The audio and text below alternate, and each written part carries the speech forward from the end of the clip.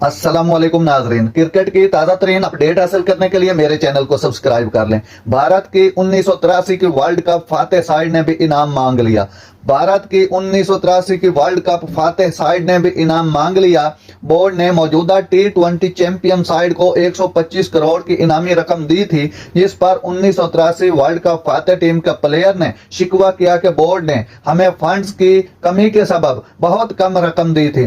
Player का कहना है कि 1983 वर्ल्ड कप की फातेह भारतीय स्क्वाड के हर मेंबर को 25,000 मिले थे। अब तो बोर्ड के पास बहुत दौलत है, अब उन्हें इनाम देने से कौन रोक सकता है? तो हमें सब मेंबर्स को भी दोबारा इनाम मिलना चाहिए। 1983 की फातेह टीम अब इनाम मांग रही है, इसका जवाब भारतीय क्रिकेट बोर्ड ने देना है। क्या वो उनको इनाम देंगे या नहीं, ये भारतीय बोर्ड को पता है। नाज़रीन, ऐसी बार वक्त खबरें सुनने के लिए मेरे चैनल को सब्सक्राइब कर लें। अल्लाह हाफिज।